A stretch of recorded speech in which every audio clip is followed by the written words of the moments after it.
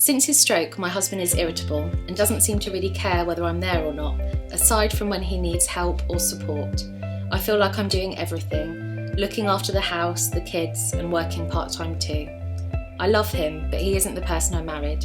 I've thought about leaving, but I vowed in sickness and health, although the reality of that is much more complicated than it sounds. Can our marriage be salvaged? This is, again, a complicated issue and a common issue, unfortunately.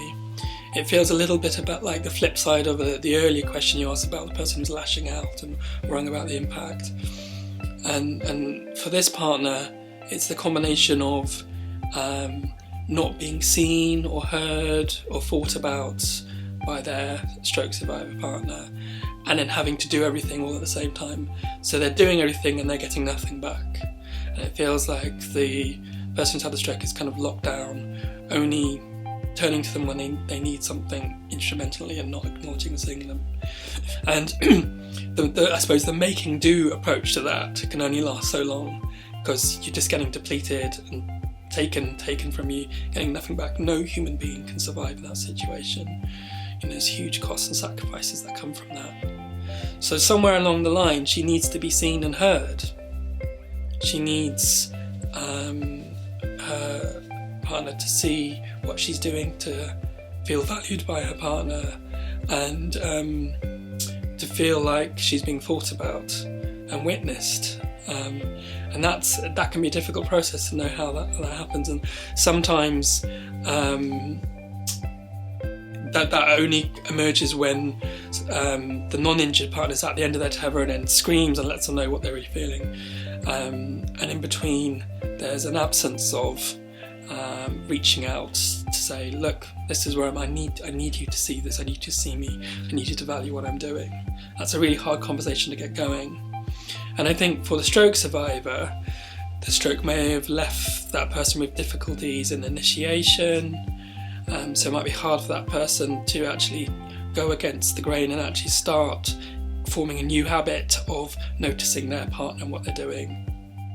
The stroke might have left difficulties in emotion recognition, ability to think about someone else, stand in someone else's shoes.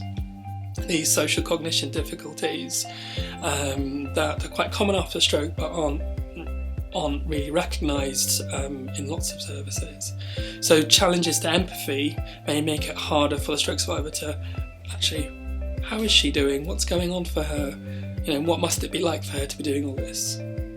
Maybe the stroke survivor does know, but goes back to the guilt, because she feels so guilty that they're creating such a burdened person that they just don't know how to go about talking about it and just keep it all inside.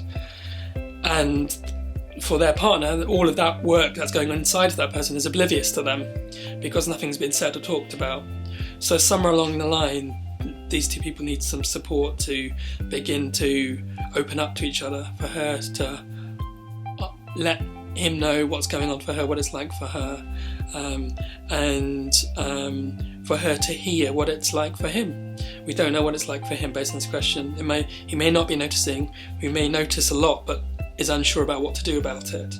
And these are often the starting points for many couples in the work we do, finding ways to build that connection, for one person to feel validated, one person to feel like the right thing, the best thing for them to do when they feel a certain way, to have some clear ideas about that, maybe for their partner to be able to tell them, when in this situation this would really help me, this small thing would really help, or in this difficult moment this is the thing I need most of all.